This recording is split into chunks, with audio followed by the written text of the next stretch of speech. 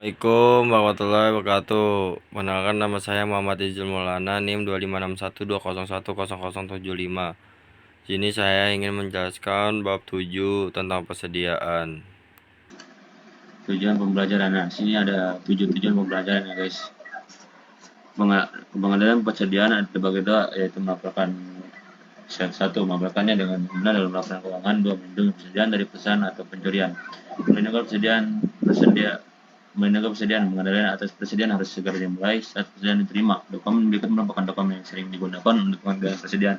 Pesanan pembelian, laporan penerimaan, dan faktur pemasukan. Perlindungan persediaan, pesanan pembelian, purchase order memberi kewenangan atas pembelian suatu barang dari pemasok. Laporan penerimaan receiving report harus dilengkapi sebagai catatan awal penerimaan persediaan. Melindungi persediaan, tindakan-tindakan pengamanan untuk mencegah kerusakan persediaan dan pencurian oleh pelanggan atau karyawan. Sistem pengendalian persediaan dibagi menjadi dua macam. Satu, preventif pencegahan. Dua, detektif mencari kebenaran. Menyimpan persediaan di area dengan akses terbatas. Barang berharga disimpan dalam lemari terkunci menggunakan cermin dua arah, kamera, dan menjaga keamanan.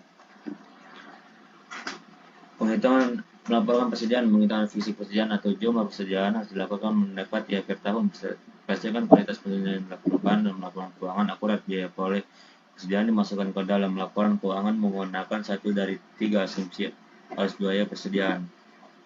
Asumsi arus biaya persediaan slide 1 dari 2. Masalah akuntansi muncul saat barang yang identik diperoleh dengan biaya berbeda pada periode tertentu. Salah satu barang dijual perlu dilakukan penentuan biaya per unit dengan menggunakan asumsi arus biaya dan metode biaya persediaan terkait.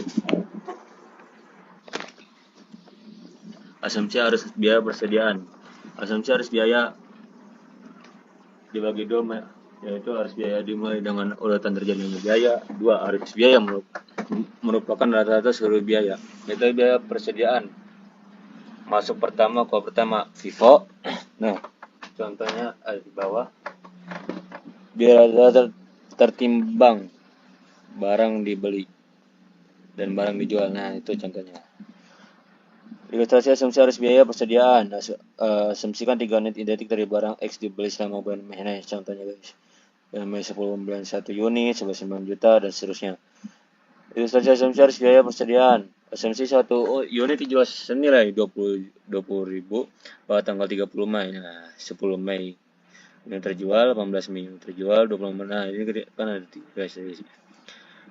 Dan ini dibagi jadi 4, yaitu penjualan, beban pokok penjualan, laba bruto, dan persediaan akhir. Metode biaya persediaan identifikasi spesifik. Unit yang terjual dikenai dengan pembelian tertentu. Spesifik persediaan akhir terdiri dari atas banyaknya unit yang tersisa dan persediaan. Sebagai contoh, jika pada 18 Mei unit terjual adalah berikut. Biaya yang dibebankan pada unit terjual 13.000, laba bruto 7.000, dan persediaan akhir 23.000. Metode biaya persediaan masuk pertama, keluar pertama, fresh in, fresh out, FIFO, atau disingkat FIFO. Artinya kan unit yang terjual adalah unit yang pertama dibeli. Persediaan akhir berasal dari barang-barang yang dibeli paling akhir. Metode biaya rata-rata tertimbang beban pokok penjualan dan persediaan akhir ditentukan dengan metode biaya rata-rata tertimbang. Metode biaya persediaan. Nah, di sini ada contoh pembeliannya guys. Nah, ada metode FIFO dan metode biaya rata-rata tertimbang. Yang di atasnya metode FIFO dan bawahnya biaya rata-rata tertimbang. Lanjut. Metode biaya persediaan dalam sistem persediaan portal data barang 27B digunakan sebagai ilustrasi bagaimana ditunjukkan pada tabel berikut. Sistem pencatatan persediaan dibagi menjadi dua jenis, sistem perpetual, sistem periodik. Sistem perpetual yaitu item barang dengan sedikit tapi nilainya besar. Sistem periodik, item barang dagangannya sangat banyak namun nilainya kecil. Nah, di sini ada contohnya guys. Barang 127B. Ada persediaan penjualan, ada persediaan penjualan, pembelian, pembelian. Nah, beda-beda guys setiap tanggalnya. Nah, yang di kiri itu tanggal Januari tanggal 1, Januari tanggal 4, Januari tanggal 10, Januari tanggal 2, dan Januari tanggal 8, dan Januari tanggal 30. Ini beda-beda guys nilainya. Kita lanjut. Metode masuk pertama, keluar pertama, FIFO. Biaya dimasukkan dalam beban pokok penjualan dengan urutan yang sama saat biaya tersebut terjadi. Metode sering dikonsisten dengan urus fisik atau pergerakan barang. Metode FIFO memberikan hasil yang kurang lebih sama dengan hasil yang diperoleh dari metode identifikasi biaya spesifik. Nah, di sini ada tampilan 4, ayat jurnal dan akun persediaan perpetual FIFO. Ayat jurnal dan akun persediaan perpetual FIFO. Nah, ini contohnya guys.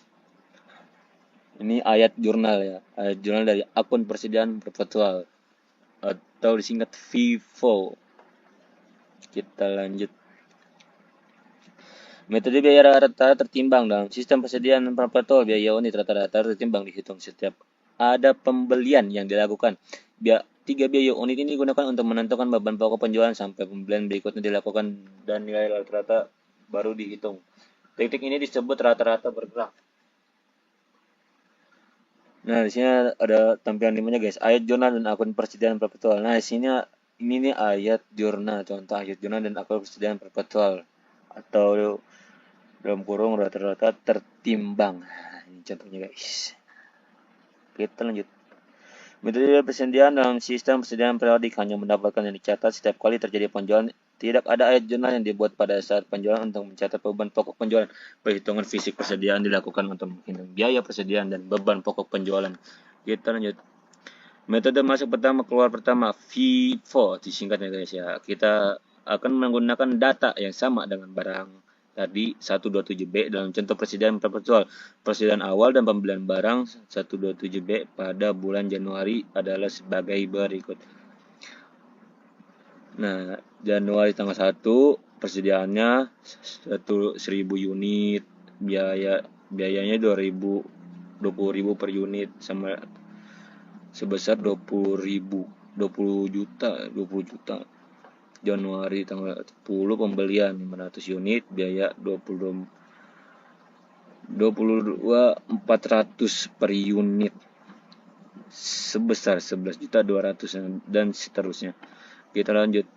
Metode masuk pertama ke pertama sama dengan disingkatnya FIFO. Perhitungan fisik pada tanggal 31 Januari menunjukkan terdapat sisa persediaan sebanyak 8 unit. Biaya 18 unit dalam persediaan akhir pada tanggal 31 Januari dihitung sebagai berikut. Nah, biaya paling akhir pembelian tanggal 30 Januari sebesar 600 unit. Biayanya 23.300 per unit. Nah, sebesar 13,980 juta. Dan seterusnya sampai biaya paling akhir selanjutnya pembelian tanggal 10 Januari sampai persediaan 31 Januari salah saya. Oke, kita lanjut. Metode masuk pertama keluar pertama atau disingkat FIFO guys ya. Beban pokok penjualan ini masih sama guys, masih FIFO. Bebas pokok penjualan sebesar 26,720 juta. Seperti ditunjukkan berikut ini. Persediaan awal 1 Januari sebesar 20 juta, pembelian 11,200 juta dan ditambah 13.980. Biaya barang tersebut untuk dijual bulan Januari 45.180.000. Persediaan akhir 31 Januari 18.460.000. Beban pokok penjualan 26.720.000. Nah, sini ada tampilan yang keenam ya guys ya, itu harus biaya FIFO. Dibagi 3, ada pembelian barang, ada pembelian, ada barang tersiap untuk dijual, ada beban pokok penjualan. Lanjut. Metode biaya rata-rata tertimbang. Biaya unit rata-rata tertimbang dihitung dengan cara berikut. Nah, biaya rata-rata tertimbang sama dengan total biaya unit yang tersedia untuk dijual per unit tersedia untuk dijual. Data barang 127B akan digunakan sebagai berikut. Biaya unit rata-rata tertimbang sama dengan total biaya unit tersedia untuk dijual per unit tersedia untuk dijual sama dengan 45,180 juta. Dan unit yang tersedia ini sebesar 2.100 unit. Banyak juga nih. Sama dengan 21.510 per unit dibulatkan. Biaya pada persediaan akhir 31 Januari adalah sebagai berikut. Nah, ini persediaan akhir 31 Januari. Pembandingan metode biaya persediaan FIFO dan persediaan rata-rata tertimbang biasanya akan menghasilkan jumlah yang berbeda untuk beban pokok penjualan, laba bruto, laba neto, dan persediaan akhir. Membandingkan metode biaya persediaan menggunakan sistem persediaan perpetual. Nah, sini ada contoh laporan laba-logi parsial ya guys. Ada tampilan ketujuhnya, pengaruh pertumbuhan biaya harga, metode biaya FIFO dan rata-rata tertimbang WA. Rata-rata tertimbang tuh sama dengan WA ya guys. Di sini ada dibagi dua, ada peningkatan biaya dan penurunan biaya. Nah, itu sama guys, beban pokok penjualan, laba bruto, laba neto, persediaan akhir kayak tadi tuh. Masuk juga dia. Kita lanjut. Melaporkan persediaan dalam laporan keuangan. Biaya merupakan dasar utama dalam penilaian persediaan dalam laporan keuangan. Dua, persediaan dinilai berdasarkan pertimbangan lain-lain selain biaya dalam kasus berikut. Satu, biaya penggantian barang dalam persediaan barang di bawah biaya yang dicatat. Persediaan tidak dapat dijual pada harga penjualan normal yang disebabkan oleh kondisi barang yang cacat, perubahan mudah rusak, usang, atau sebab lainnya. Penilaian pada nilai-nilai yang lebih rendah antar biaya atau pasar. Jika biaya penggantian barang dalam persediaan lebih rendah daripada biaya perolehan metode nilai-nilai pasar atau biaya perolehan lebih rendah atau sebenarnya lower of cost or market LCM disingkatnya guys ya. Disingkatnya LCM digunakan untuk menilai persediaan. Nilai pasar yang dimaksud adalah nilai realisasi neto atau net realizable flow. Dari persediaan tersebut, nilai realistis neto ditentukan sebagai berikut. Nilai realistis neto sama dengan perkiraan harga jual dikurang biaya langsung atas pelepasan. Biaya langsung atas pelepasan mencakup beban penjualan seperti iklan khusus atau komisi penjualan. Lanjut. Penilaian pada nilai yang lebih rendah antara biaya atau pasar saya asumsikan pada berikut tentang persediaan yang rusak. Biaya awal sebesar 1 juta, perkiraan harga jual sebesar 800.000, perkiraan beban penjualan sebesar 150. Dalam penerapan LCM, nilai pasar dari persediaan adalah 650.000. Dihitung sebagai berikut. Nilai pasar, nilai realistis neto sama dengan 800 dikurang 150 sama dengan 600. Nah, jadi itu 600 itu 800 dikurang 150 ya guys ya. Berarti perkiraan harga jual dikurang dengan perkiraan beban penjualan. Nah, itu dia. Jadi persediaan akan nilai sebesar 650 yang dimana lebih rendah dari biaya diperolehnya yaitu 1 juta dan nilai pasarnya adalah 650. Penilaian pada nilai yang lebih rendah antara biaya atau pasar slide. Metode LCM dapat diterapkan dengan salah satu dari 3 cara biaya harga pasar dan penurunan apapun dapat ditentukan untuk hal berikut. Setiap barang dalam persediaan kelas atau kategori utama dalam persediaan secara keseluruhan.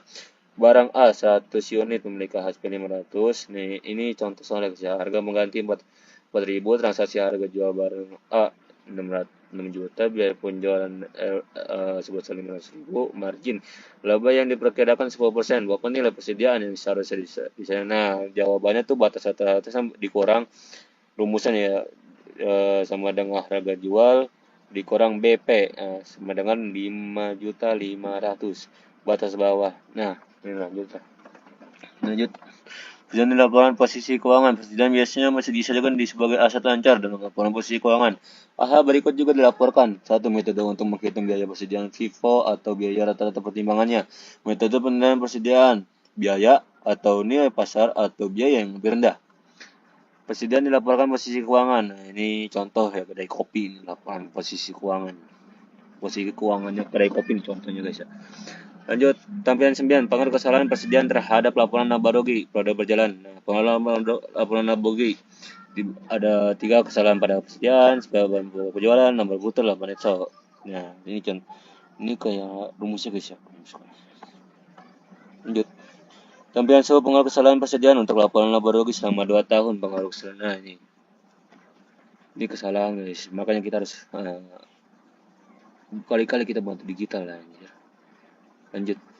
Pengaruh kesalahan persediaan pada laporan posisi keuangan pada berjalan. Nah, pengaruh laporan posisi keuangan yang kesalahan persediaan akhir, persediaan dagangan, aset lancar, total aset, kekuatan. Nah, ini salah nih. Maksudnya kesalahan gitu guys. Buat laporan tentang kesalahan dalam posisi keuangan itu. Hasil dalam interpelasi keuangan persediaan tersimpan dengan cukup untuk memenuhi kebutuhan pelanggan agar mencegah terjadinya kehilangan penjualan. Terlalu banyak persediaan mengurangi likuiditas perusahaan yang dapat digunakan untuk meningkatkan kegiatan operasionalnya. Kelebihan persediaan meningkatkan beban penyimpanan dan pajak properti. Kelebihan persediaan meningkatkan risiko kerugian akibat penurunan harga, kerusakan atau perubahan. Iya guys, jadi kelebihan persediaan kayak kita lebih nih. Kita nggak tahu kalau turun naiknya. Kalau naik kita untung, kalau kalau turun kita rugi guys. Tuh bisa aja kalau misalnya kelamaan tuh rusak gitu lah. Oke, kita lanjut. Berputar persediaan slide 1 dan 2.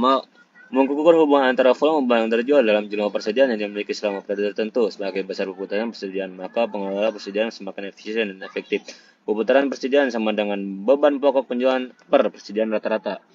Perputaran persediaan PT Matahari Depot Store CBK. Nah, ini dia.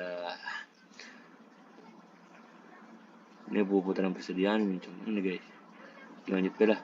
Jumlah hari penjualan dalam persediaan bukan kasar atas lamanya waktu yang diperlukan untuk memperoleh, menjual, dan mengganti persediaan beban pokok penjualan harian rata-rata.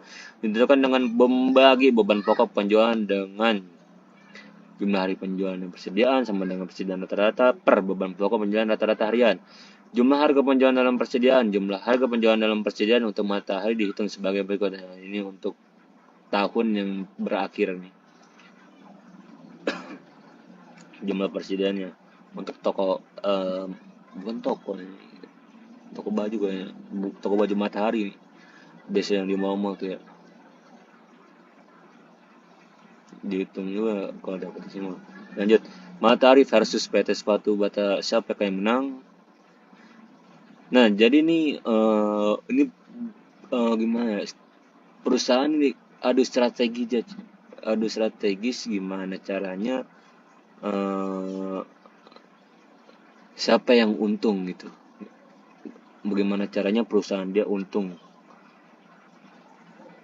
gitu guys, tidak rugi. Jadi kan Matahari versus sepatu Bata kan saling bertabrakan ya.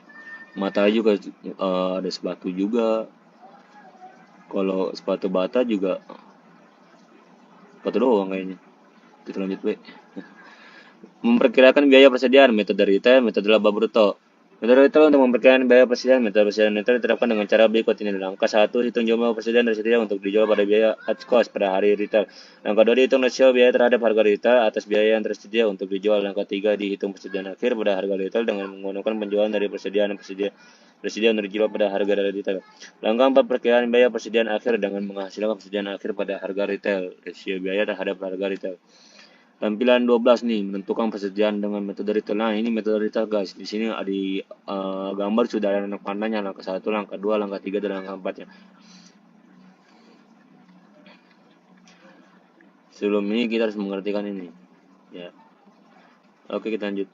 Metode laba bruto mempersiapkan biaya persediaan. Metode laba bruto diterapkan dengan cara sebagai berikut. Langkah 1, hitung jumlah persediaan tersedia untuk dijual pada biaya at cost. Langkah 2, hitung perkiraan laba bruto dengan menggandingkan penjualan dengan persentase laba bruto. Langkah 3, hitung perkiraan beban pokok penjualan dengan menggunakan perkiraan laba bruto dari penjualan. Langkah 4, perkiraan biaya persediaan akhir dengan mengurangkan perkiraan beban pokok penjualan dari persediaan tersebut.